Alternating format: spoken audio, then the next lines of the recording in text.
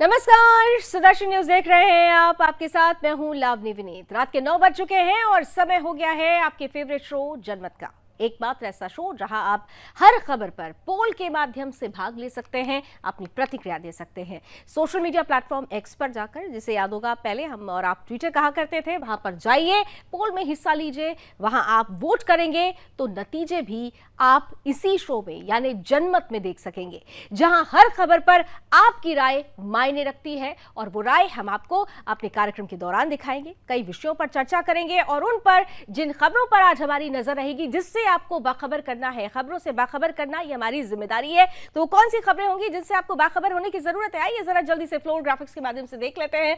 बड़ी ही महत्वपूर्ण खबर, सदन के महारथी आज दिखाई दिए। कल आपको याद होगा कि सदन में जिस तरीके से राहुल गांधी नेता प्रतिपक्ष ने सवाल उठाए थे, करारा प्रहार किया था, आज उसी डबल प्रहार को सीधे तौर पर प्रधानमंत्री ने रेसिप्रोकेट किया है। प्रधानमंत्री की तरफ से आज विपक्ष पर करारा प्रहार किया गया। कई बार बिना नाम लिए राहुल गांधी पर करारा प्रहार किया गया। प्रधानमंत्री आज सदन में किस तरह से फुल ऑन प्रहार करते हुए बुलंद हौसलों के साथ नजर आए, विस्तार से आपको दिखाएंगे। इसके अलावा आगे बढ़ते हैं, बात धर्मांतरण की भी होगी। देखिए, देश में एक राज्य नहीं बल्कि ये कहें कि पूरे देश में कई ऐसे राज्य हैं, कई ऐसे राज्य बन चुके हैं जो धर्मांतरण की जद में आ रहे हैं। ईसाई मिशनरीज लगातार आदिवासियों को अपना निशाना बना रही है, जो कमजोर हिंदू पक्ष है उसे अपना निशाना बना रही है, और ऐसी ही जो परिस्थिति है उस पर इलाहाबाद हाई कोर्ट ने संज्ञान लेते हुए बड़ी टिप्पणी की है। क्या है वो टिप्पणी और कितना बड़ा ये खतरा देश पर मंडरा रहा है, इसका भी विस्तार से होगा जिक्र। इसके अलावा आगे बढ़ते हैं, ममता की निर्ममता की भी बात होगी। उत्तरी दिनाजपुर की कहानी तो आपको पता ही है, तालिबानी तरीके से किस तरह से महिलाओं को पीटा गया बीच सड़क पर। लेकिन मां माटी मानुष की बात करने वाली ममता बनर्जी ने अभी भी मौन साधना कर रखी है। ममता बनर्जी खुद महिला होकर इस महिला के साथ खड़ी होती हुई नजर नहीं आ रही, जबकि इसके उलट यह कहा जा रहा है कि जो आरोपी है, क्योंकि उसका संबंध टीएमसी के विधायक से है, इसलिए सबने मौन साधना कर रखी है। राजनीति फुल ऑन है, राज्यपाल मिलकर आए हैं। ममता की निर्ममता की कहानी क्या कहती है, विस्तार से बताएंगे और आपका जनमत भी जानेंगे। इसके अलावा हम साथ ही साथ बात करेंगे पड़ोसी देश नेपाल की, जहां पर तख्ता पलट होने की संभावना बदल चुकी है, बन रही है। तख्ता पलट हो सकता है यहां पर, क्योंकि प्रचंड के खिलाफ दो ऐसी पार्टियां जो ऑपोजिशन में थीं, उन्होंने गलबैया कर ली है। और अगर ऐसा होता है तो नेपाल की जनता को जल्द एक बार फिर से चुनावी दौर से गुजरना होगा। नेपाल में पीएम कौन होगा, क्या कहती है ये कहानी, पूरे उपसंहार के साथ आपके सामने रखेंगे। इसके साथ ही साथ आपको उत्तर कोरिया की भी बात बता देते हैं। ये साहब जिनको आप देख रहे हैं, ये दरअसल मिसाइल को लेकर कितनी बड़ी सनक है किम जोंग उन में, ये दुनिया जानती है। और एक बार फिर से एक ऐसी ही मिसाइल का परीक्षण किया गया है उत्तर कोरिया की तरफ से, जिसने दुनिया भर की टेंशन बढ़ा दी है। ये टेंशन वाली मिसाइल क्या है, कैसी है, किस तरह से दुनिया पर मंडरा रहा है खतरा, ये सब कुछ होगा विस्तार से। हम जनमत की शुरुआत कर रहे हैं और सबसे पहले बात करने वाले हैं एक ऐसी खबर की जो वाकई चिंता का सबब बन गई है। एक ऐसी खबर जो राजनीति से परे है, एक ऐसी खबर जिस पर देश आज रो रहा है। यहां पर जनमत पे अब हम बात करने वाले हैं एक दर्दनाक हादसे की। दरअसल उत्तर प्रदेश के हाथरस जिले के सिकंदरा राऊ कस्बे के फुलरई गांव में मंगलवार को बड़ा हादसा हुआ है। भोले बाबा का सत्संग यहां चल रहा था और इससे जुड़ी हुई एक प्रतिक्रिया आ रही है। मुख्यमंत्री योगी आदित्यनाथ कुछ कह रहे हैं, आइए पहले जल्दी से सुन लेते हैं। नागरिकों के लिए भी 50-50 हजार रुपए की सहायता की घोषणा की है। राज्य सरकार इस पूरी घटना की तह में जाएगा। यह हादसा है या साजिश, यह भी हम इसकी तह में जाकर के इसको देखेंगे। इस प्रकार की घटना पर पीड़ितों के प्रति संवेदना व्यक्त करने की बजाय राजनीति करना यह अत्यंत दुर्भाग्यपूर्ण है और निंदनीय भी। जो लोग इस पे कुछ राजनीतिक दल इस पे राजनीति भी कर रहे हैं, इसको गलत बता रहे हैं, आपको लगता है कि इस तरीके की घटना जब होती है तो राजनीति करने की बजाय सरकार देखिए ये समय पीड़ितों के घावों पर मलहम लगाने का है, पीड़ितों के प्रति संवेदना का है। सरकार इस मामले में पहले से संवेदनशील है और सरकार इस मामले की तह में जाकर के साजिशकर्ताओं को भी और इस घटना के जिम्मेदार जो हैं उनको भी उचित सजा देगी। तो मौत का सत्संग ये हादसा है या षड्यंत्र? राज्य सरकार पूरी तरह से एक्टिव मोड में आ चुकी है। आज जो हुआ वो बेहद दुखद था। हाथरस में दरअसल सत्संग चल रहा था और इस सत्संग के समाप्त होने के बाद यहां पर अचानक से भगदड़ मची। यहां जैसे ही भीड़ ने निकलना शुरू किया, यहां पर स्टैम्पीड यानी भगदड़ हो गई। इस भगदड़ में महिलाएं और बच्चे बुरी तरह से कुचलते चले गए। यहां पर 2 नहीं 4 नहीं बल्कि मौत का आंकड़ा 60 पार कर रहा है। मौके पर चीख पुकार मच गई। हादसे में कई लोगों की मौत हो गई। घायलों को मेडिकल कॉलेज भेज दिया गया, जहां पर 27 अब जो खबर आ रही है 60 का आंकड़ा ये हो चुका है जिनकी मृत्यु हो चुकी है और जिनके शव एटा मेडिकल कॉलेज पहुंच चुके हैं। जब कुल मृतकों की संख्या के बारे में जानकारी जुटाई जा रही है, क्योंकि ये कहा जा रहा है कि यहां पर हजारों की संख्या में लोग पहुंचे हुए थे, इसलिए मौत का आंकड़ा बढ़ सकता है। कई लोगों के जो शव हैं वो अलीगढ़ भेज दिए गए हैं। वहीं सीएम योगी जिन्होंने हादसे का संज्ञान लिया है, आपने देखा कि अभी मुख्यमंत्री योगी आदित्यनाथ ने स्पष्ट रूप से कहा है कि जो भी इसके लिए जिम्मेदार है उनको बख्शा नहीं जाएगा। इन सब के बीच में खबर यह भी है कि जो इस पूरे आयोजन के आयोजनकर्ता थे उनके खिलाफ एफआईआर लॉन्च कर दिया गया है। मुख्यमंत्री स्पष्ट रूप से कह रहे हैं कि किसी भी हाल में इसे राजनीतिक रंग नहीं दिया जाना चाहिए।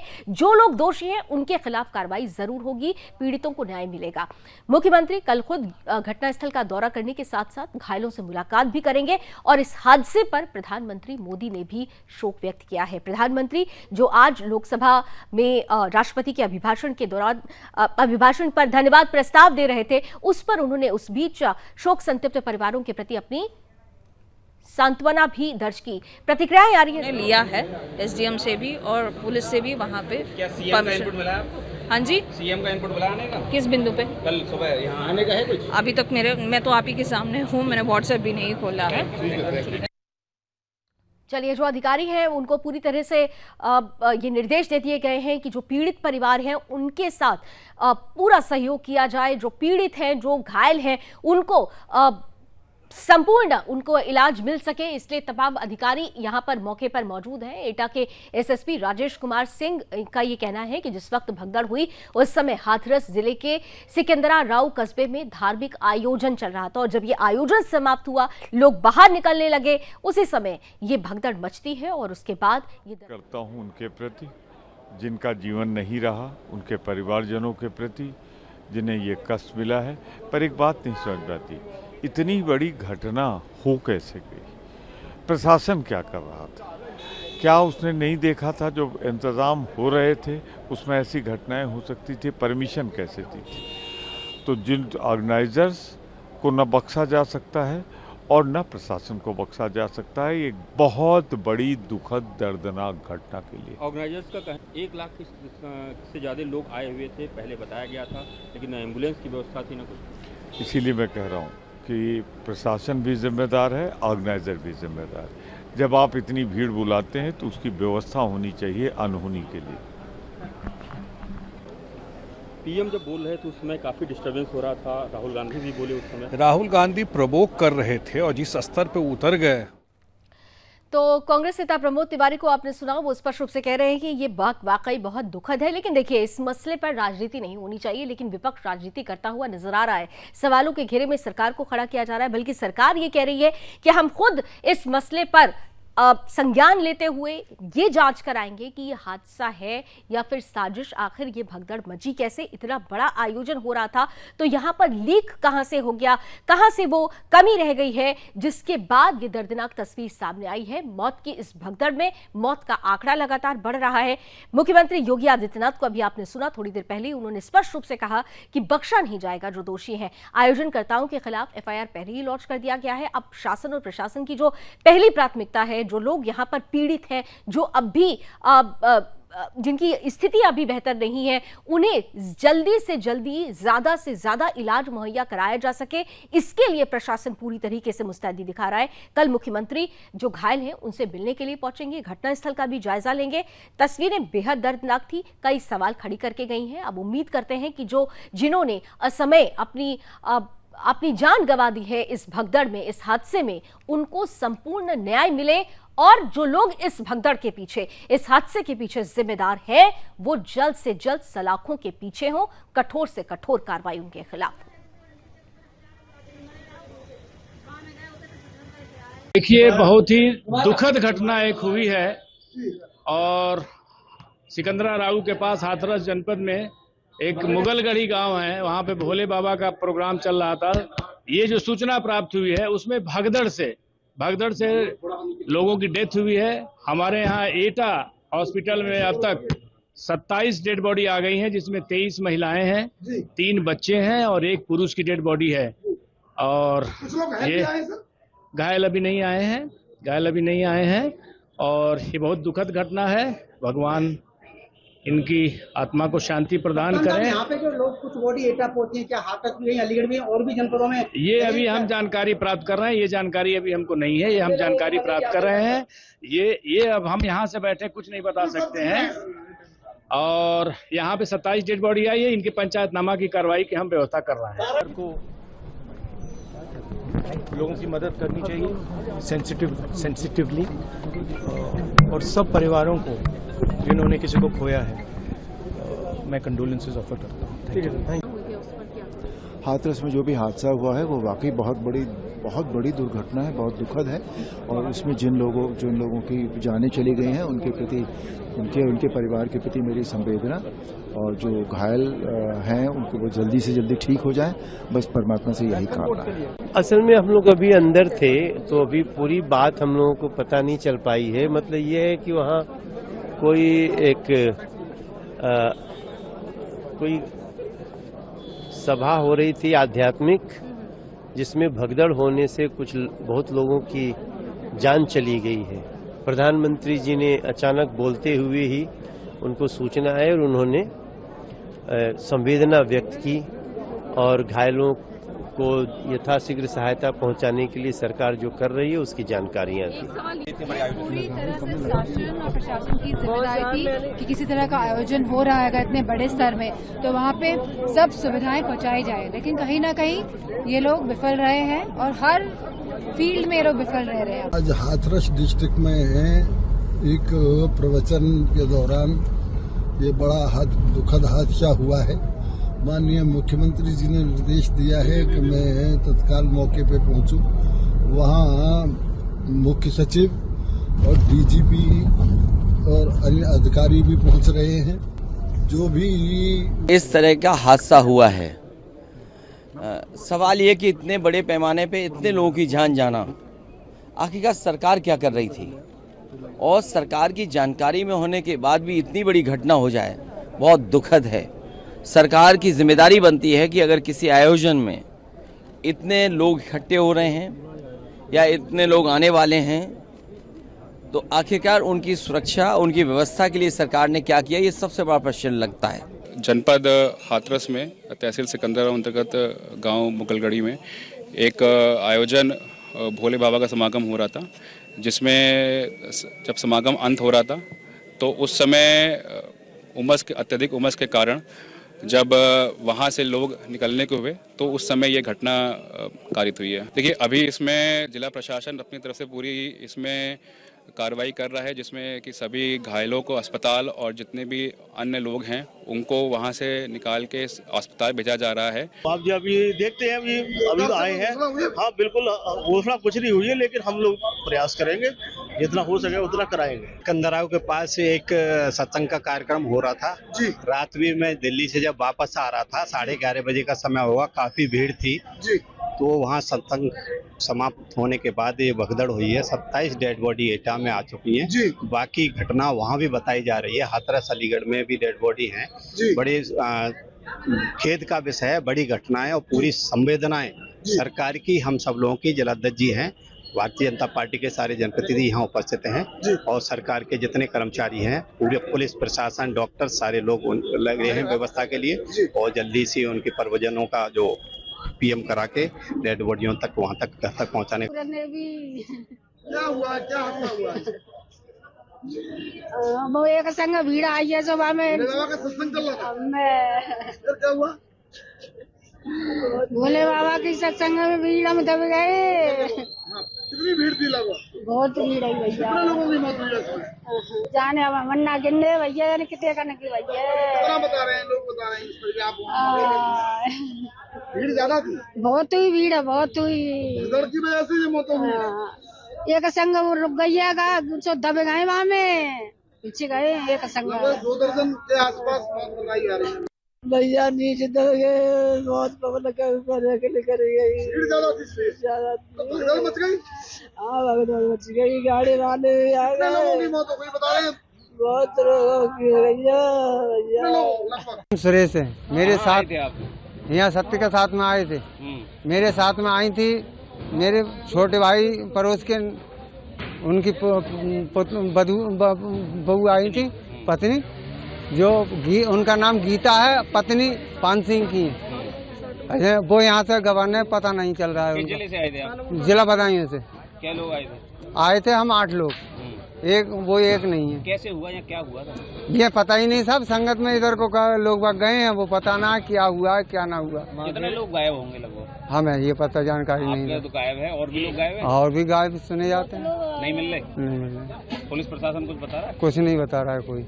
यहाँ माइक नहीं लगा हुआ था? माइक लगा हुआ है, हम आए आवाज लगवाने को, यहाँ कोई बता ही नहीं रहा है, माइक ही नहीं। वो भगदड़ मच गई थी? हाँ भगदड़ बता रहे हैं, भगदड़ मच गई थी। आप नहीं थे यहाँ? हम पल्ली तरफ से, इधर से निकल के पल्ली तरफ को निकल गए थे, बाकी लोग। अच्छा, वो यहाँ से बिछड़ गई हमसे। कब से चल रही था यहाँ सत्संग? यहाँ तो बेहद दर्दनाक और दुखद ये घटना हुई है। सरकार ने जांच के आदेश दे दिए हैं और साफ तौर पर ये कहा है कि जो दोषी होगा उन्हें बख्शा नहीं जाएगा। सुदर्शन न्यूज़ भी ऐसे परिवारों के साथ, पीड़ितों के साथ सांत्वना रखता है और उम्मीद करते हैं कि न्याय की जो बात सरकार कर रही है वो न्याय इन पीड़ितों की दहलीज तक जरूर पहुंचेगी। तो जनमत में अब बात होगी प्रधानमंत्री के करारे जवाब की। जी हाँ, वो जवाब जिसमें हौसला भी था, जिसमें आवाज में बुलंदी भी थी और जिसमें संकल्प साधना भी थी। दरअसल लोकसभा में आज प्रधानमंत्री नरेंद्र मोदी राष्ट्रपति के अभिभाषण पर धन्यवाद प्रस्ताव पर अपनी बातें रख रहे थे, चर्चा में बड़ा जवाब दे रहे थे। इस बीच उन्होंने कांग्रेस और राहुल गांधी पर जमकर प्रहार किया। प्रधानमंत्री मोदी ने कांग्रेस को परजीवी तक करार दे दिया। कहा कि कांग्रेस अगर 99 तक पहुंची तो सिर्फ और सिर्फ सहयोगियों की बदौलत। कांग्रेस अराजकता फैलाने में जुटी हुई है। फेल होने के सारे रिकॉर्ड कांग्रेस ने तोड़ दिए हैं। मोदी ने हिंदू हिंसक बयान पर भी करारा प्रहार किया। कहा कि हिंदू सहनशील है। उन्होंने 131 साल पहले स्वामी विवेकानंद जी के उस वक्तव्य का बखान किया, उसकी याद दिलाई जहां पर उन्होंने शिकागो में 131 साल पहले कहा था कि मैं उस धर्म से आता हूं जो सहिष्णु है, जो वैश्विक अपनत्व रखता है। वो धर्म हिंदू धर्म है। हिंदू अपनत्व को लेकर जीने वाला समूह है और इसी कारण भारत के लोकतंत्र में विविधताएं देखने को मिलती हैं, विविधताएं पनपती हैं। आज हिंदुओं पर झूठा आरोप लगाने की साजिश हो रही है। आखिर किस तरीके से प्रधानमंत्री मोदी ने कांग्रेस और राहुल गांधी पर पलटवार किया, जिस पर संपूर्ण विपक्ष पूरी तरह से बोल्ड हुआ? आइए देखिए प्रधानमंत्री के उस वक्तव्य को।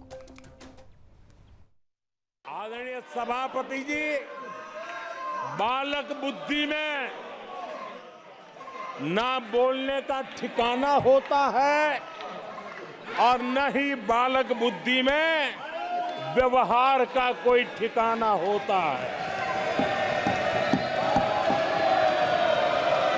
और जब ये बालक बुद्धि पूरी तरह सवार हो जाती है तो सदन में भी किसी के गले पड़ जाते हैं। ये बालक बुद्धि अपनी सीमाएं खो देती है तो सदन के अंदर बैठ करके आंखें मारते हैं, आंखें मारते हैं। और कांग्रेस की 99 सीटों में से ज्यादातर सीटें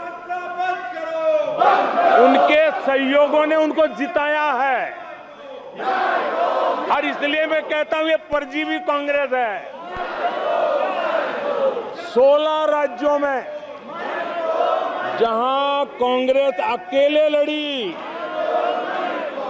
वहां उसका वोट शेयर इस चुनाव में गिर चुका। हमने जो प्रयास किया और वो हमने तुष्टीकरण नहीं, संतुष्टीकरण और संतुष्टीकरण के विचार को लेकर के हम चले हैं। और जब हम संतुष्टीकरण की बात करते हैं तो इसका मतलब है कि हर योजना का सैचुरेशन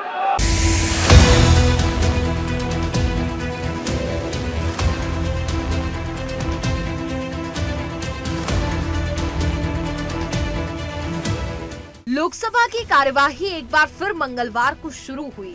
केंद्रीय एजेंसियों के दुरुपयोग, नीट और अग्निपथ जैसे मुद्दों को लेकर विपक्ष ने सरकार को जमकर घेरा। इस दौरान दोनों सदनों में जमकर हंगामा हुआ। लोकसभा में राष्ट्रपति के अभिभाषण के लिए धन्यवाद प्रस्ताव पर बोलते हुए उत्तर प्रदेश के पूर्व मुख्यमंत्री और समाजवादी पार्टी सांसद अखिलेश यादव ने कहा कि सरकार अर्थव्यवस्था पर आंकड़े छुपा रही है। उन्होंने कहा कि सबसे पहले उन सभी मतदाताओं को धन्यवाद देना चाहता हूं जिन्होंने लोकतंत्र को एक तंत्र बनाने से रोका। चुनाव के समय ऐसा कहा गया कि 400 पार पर समझदार जनता को फिर से धन्यवाद। उन्होंने कहा, आवाम ने तोड़ दिया हुकूमत का गुमार। दरबार तो लगा है मगर बड़ा गमगीन बेनूर है और पहली बार ऐसा लग रहा है कि हारी हुई सरकार विराजमान है। जनता कह रही है कि चलने वाली नहीं, ये गिरने वाली सरकार है, क्योंकि ऊपर से जुड़ा कोई तार नहीं, नीचे कोई आधार नहीं, अधर में जो लटकी वो तो कोई सरकार नहीं। जनता कह रही है चलने वाली नहीं सरकार। अध्यक्ष महोदय, जनता कह रही है चलने वाली नहीं, ये गिरने वाली सरकार है। और क्योंकि ऊपर से जुड़ा कोई तार नहीं, नीचे कोई आधार नहीं, अधर में जो है अटकी हुई वो तो कोई सरकार नहीं। उन्होंने कहा, जो लोग चुनाव को अपनी तरह से मोड़ते हैं, मैं उनसे कहना चाहता हूं कि इस चुनाव के परिणाम में तोड़ने वाली राजनीति की हार हुई है, वहीं जोड़ने वाली राजनीति की जीत हुई है। इस चुनाव में धन, छल, बल की नकारात्मक राजनीति की शिकस्त हुई है। ये चुनाव सकारात्मक का दौर शुरू हुआ है। संविधान ही संजीवनी है। ये संविधान मंथन में है। संविधान रक्षकों की जीत हुई है। मैं कहना चाहता हूँ कि देश किसी की निजी महत्वाकांक्षा से नहीं बल्कि जन आकांक्षा से चलेगा। मतलब अब मनमर्जी नहीं, जनमर्जी चलेगी। अखिलेश ने कहा, मुझे ईवीएम पर कल भी भरोसा नहीं था और आज भी भरोसा नहीं है। मुझे 80 सीटें भी मिल जाएं तो भी भरोसा नहीं होगा। मैंने अपने चुनाव में कहा था कि ईवीएम से जीतकर ईवीएम को हटाने का काम करेंगे। ना ईवीएम का मुद्दा मरा है और ना ही खत्म होगा। जब तक ईवीएम नहीं हटेगी हम लोग उस बात पर अड़िग रहेंगे। ईवीएम पे मुझे कल भी भरोसा नहीं था, आज भी नहीं भरोसा। मैं 80 के 80 सीट जीत जाऊं तब भी नहीं भरोसा। और मैंने अपने चुनाव में कहा था अध्यक्ष महोदय, ईवीएम से जीत करके ईवीएम हटाने का काम करेंगे। न ईवीएम का मुद्दा मरा है, न जाएगा खत्म। जब तक ईवीएम नहीं हटेगी हम समाजवादी लोग उस बात पर अड़ग रहेंगे।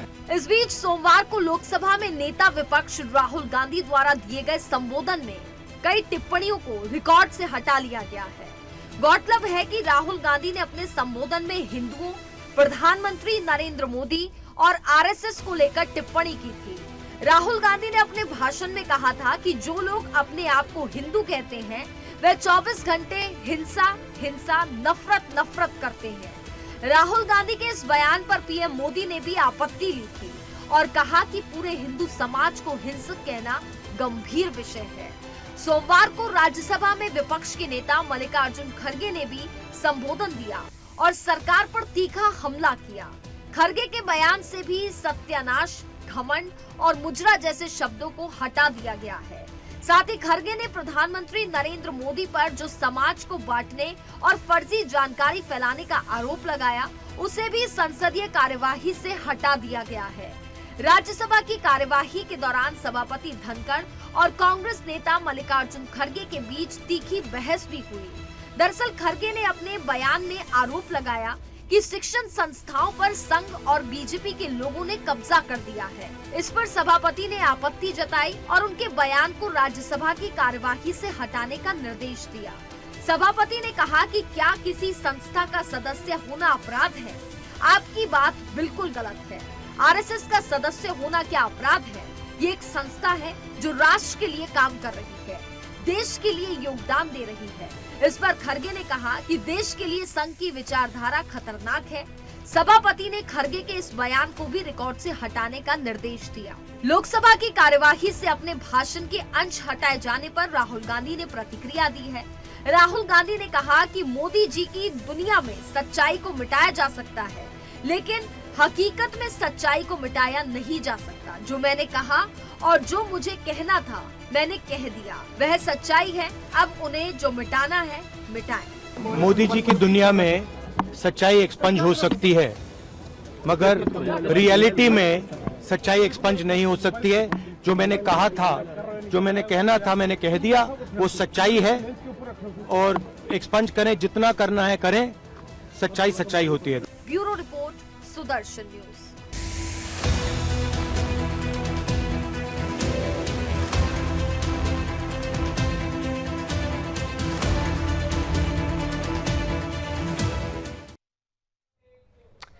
तो प्रधानमंत्री ने आज करारा जवाब दिया है और इस जवाब के बाद चारों खाने चित्त हो गया है विपक्ष। राहुल गांधी को लेकर जिस तरीके से बातें कही जा रही थी, आज राहुल गांधी को पूरी तरह से क्लीन बोल्ड कर दिया प्रधानमंत्री ने। इन सब के बीच अब बारी आपके मत की है, जनमत की है। जनमत में आज हमारा सवाल था कि सदन में विपक्ष क्या जानबूझकर हंगामा कर रहा है। तो देखिए 91% लोग कह रहे हैं हाँ, केवल 9% ना में जवाब दे रहे हैं। यानी ज्यादातर लोग ये मानते हैं कि विपक्ष का जो काम है वो हंगामा करना है, सदन को सुचारू रूप से नहीं चलने देना है। जानबूझकर विपक्ष सदन में हंगामा करता रहा और कार्रवाई को भटकाता रहा।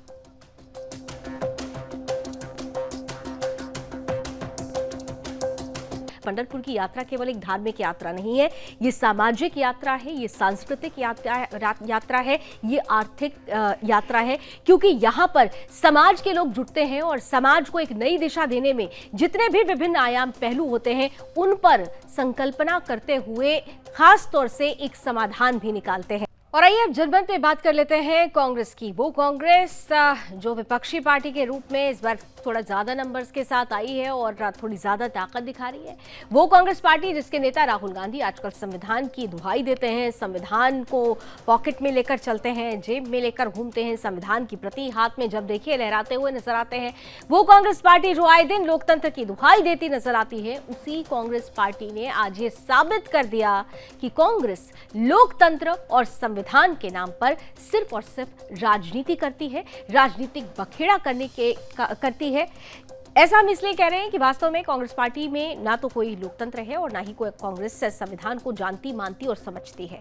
जब हम ऐसा इसलिए कह रहे हैं क्योंकि जब सुदर्शन न्यूज के पत्रकार ने कांग्रेस नेताओं से कुछ तीखे सवाल पूछे, हिंदू हिंसक है इसे लेकर जिस तरह से राहुल गांधी ने कल बयान दिया और देश की बहुसंख्यक आबादी हिंदुओं को ठेस पहुंचाई, इसी से जुड़ा हुआ हमने एक प्रश्न पूछ लिया और ये प्रश्न कांग्रेसी नेताओं को इतना नागवार गुजरा कि उन्होंने सुदर्शन न्यूज के पत्रकार के साथ जो बदसलूकी की वो आज खुद आप देखिए, कैमरे में कैद हो गई ये बदसलूकी। पेपर लीक आपने बेहतरीन सवाल उठाया और इस पर आपको सरकार को घेरने का हक है, लेकिन जैसे राजस्थान में भी होता है, यहाँ पर होता है, यहाँ पर एक्शन हुआ तो उस एक्शन से खुश हैं आप? नहीं, एक्शन तो मैं कहता हूँ कि कोई भी मामला हो जांच होती है और जांच में जो सही होता है वही होता है। उस पर क्वेश्चन पूछो ना। बिल्कुल पेपर लीक पे क्वेश्चन। अरे कोई I am asking paper leak.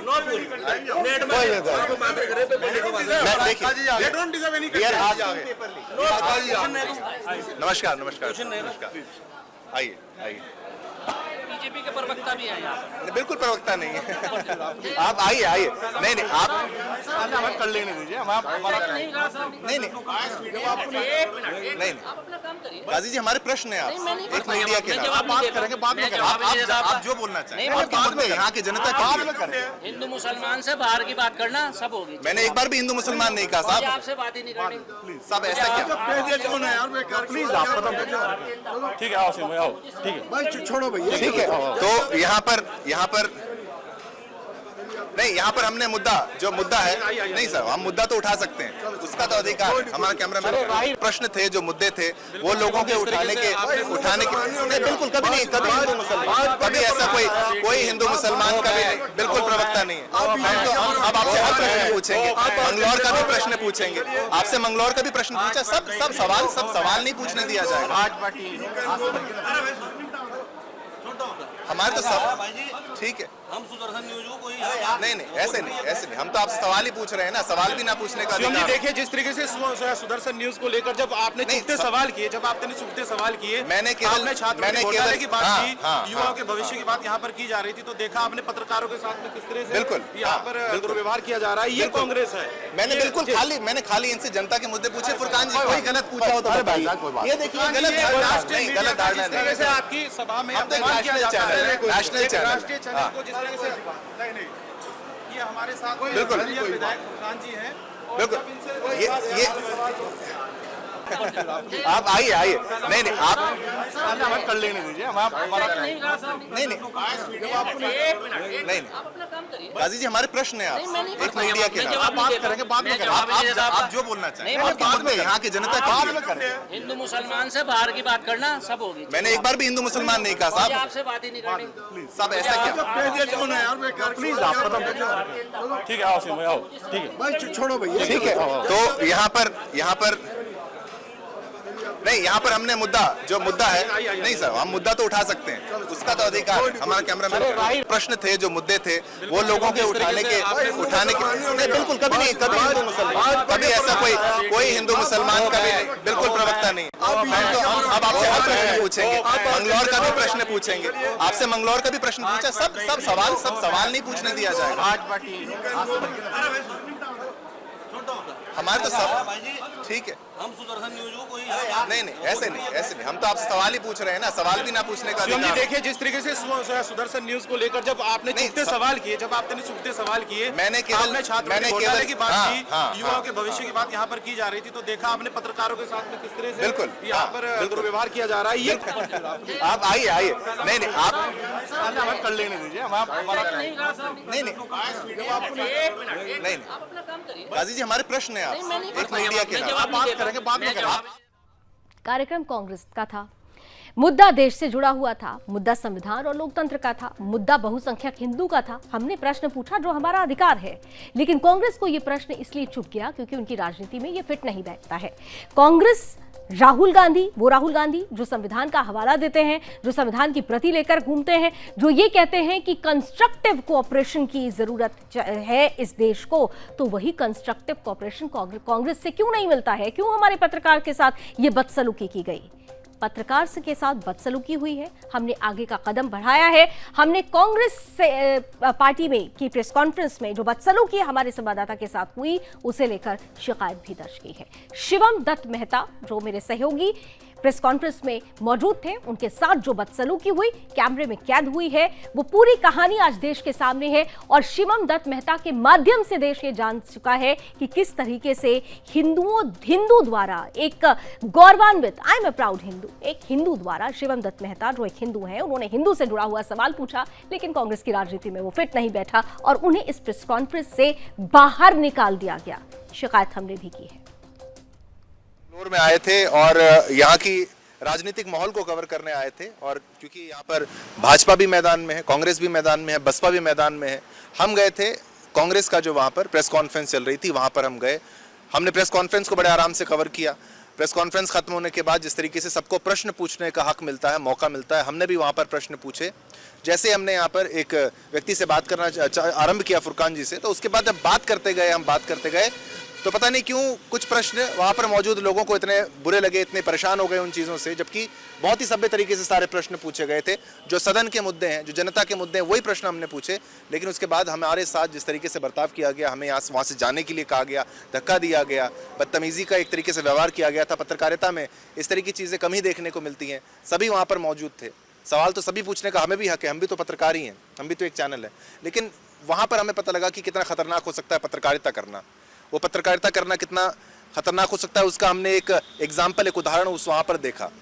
हमें लगा कि हमें जो कानून है, कानून का पालन करना है, वहाँ से निकल गए, हम वहाँ से बाहर आ गए।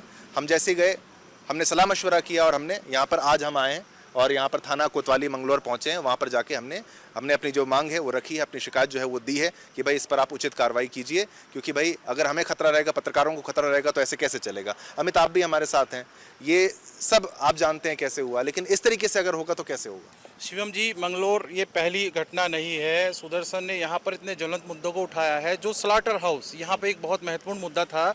जब सुदर्शन न्यूज़ के प्रधान संपादक आदरणीय श्री सुरेश चवानके जी ने कहा कि मैं स्वयं आऊँगा और मुख्यमंत्री जी को लाइन पे लिया, तो उस स्लॉटर हाउस जो हजारों करोड़ का बनने जा रहा था, 520 पशु प्रतिदिन कटने थे, उस पर रोक लगी, उस पर विराम लगा। वो इसी मंगलौर का था।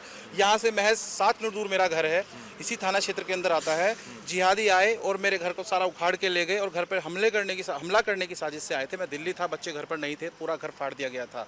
वही न्यायपालिका जिहाद का जो कार्यक्रम था, जो नारी शक्ति जिसकी बात करते हैं, जो लव जिहाद में जिनको फंसाया जा रहा था युवतियों पर, जो उनके लिए मैदान में सुदर्शन आया तो उनको न्याय मिला। ऐसी अनेकों घटनाएं हैं सुदर्शन ने जिनको यहाँ पर जिनका पटाक्षेप किया है और एक परचम लहराया है। सरकार भी समझती है कि वास्तव में जब सुदर्शन न्यूज़ की कोई पत्रकारिता होती है तो कितनी वास्तविक ढंग से और ज़मीन पे कैसे उतारा जाता है। आज की जो घटना है ये भी उसी को लिंक करती हुई है। जब सुदर्शन उन्होंने देखा कि आया है तो उन्होंने कुछ भी समझना, कुछ भी पूछना उनका उद्देश्य नहीं, मतलब बात ही नहीं करना चाह रहे, बात ही नहीं करना चाहते।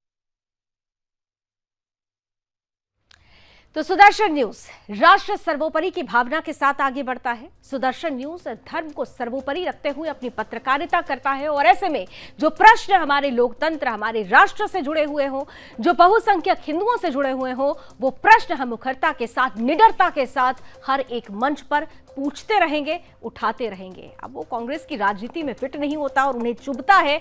वो स्वतंत्र हैं अपने कृत्य के लिए और हम स्वतंत्र हैं अपनी पत्रकारिता के लिए, अपने प्रश्नों के लिए। हिंदू संगठित हो, इसी उम्मीद के साथ जनमत में अभी बस इतना ही। देश और दुनिया की तमाम खबरों के लिए आप जुड़े रहिए सुदर्शन न्यूज के साथ। जय हिंद।